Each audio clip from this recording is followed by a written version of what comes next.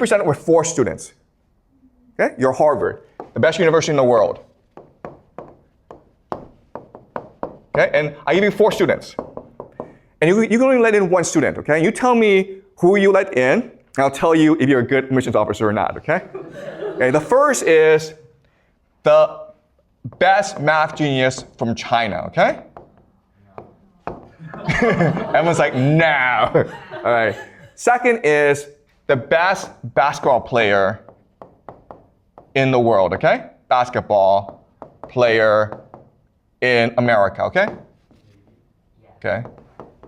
The third is the best student in the world. And the fourth is 3 generations of Harvard. Okay? So your father, your grandfather, your great-grandfather went to Harvard. Who do you let in? You guys know the system. Exactly. Okay? You don't even think about it. Like, I let in number 4, okay? Because you know that in the world, he is the most likely to succeed. You're not interested in educating smart people. All you want to do is graduate rich people. Okay? So let's just say this guy doesn't exist. Then who do you let in? Exactly. Yep. This guy, okay? Definitely not this guy, okay? Definitely not the math genius from China, because you know that he's probably just going to end up as a math teacher. Right? Math professor. We don't want that. Okay? We don't want professors, we don't want lawyers, we don't want doctors. We want people who will be head of a company. We want people who will become a famous rock star. We want people who will become president of the United States. That's what we want, okay? And yeah, so either one of these 2 is fine. No, okay? But we want these guys to apply because that helps us look better, right? We want people to apply so we can reject them so that our metrics look better, okay? Okay? Does that make sense? Okay? That's how the system works. All right. So let me explain why they do this, okay? Why is the system set up like this? The best analogy for Harvard, Yale, and, sorry, go ahead. Like, does all the admission officers in America college doing this intentionally? Okay, that's a really good question, okay? So if you're the Ivy League, you do this because everyone wants to go to the Ivy League. But if you're an average school, you're actually just trying to recruit students, okay? So this is like the school, this is the mentality of admissions officers for elite schools. But most schools are just like, they want you to come in and pay the tuition, okay? So why the Yale pick you? Yeah, I'll explain later on, okay? Okay. All right, so Harvard is first and foremost a venture capital firm, okay? Okay, you're an investment firm.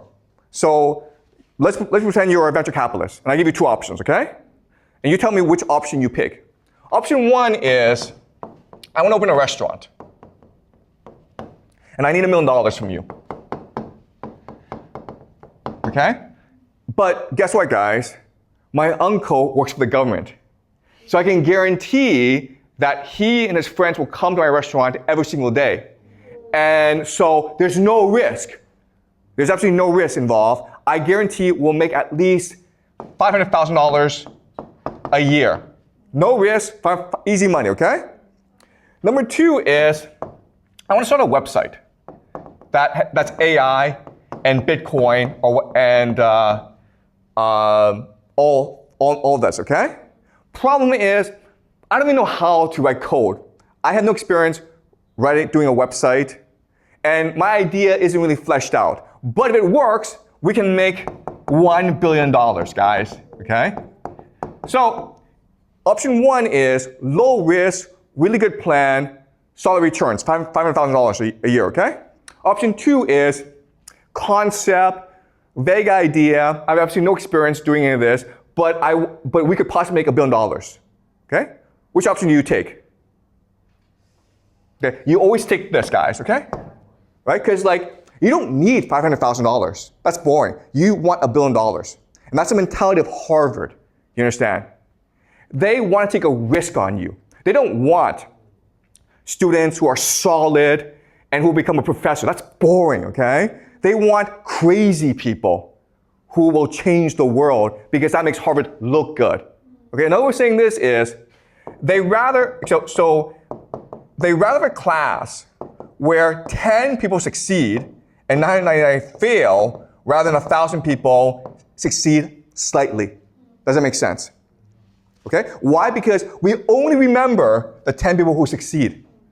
We forget everyone else. Okay? That's the Harvard mentality. And that's why they're the most famous university in the world, because they're looking to create as much brand name recognition for themselves as possible. Okay? All right? Does that make sense? All right. Now,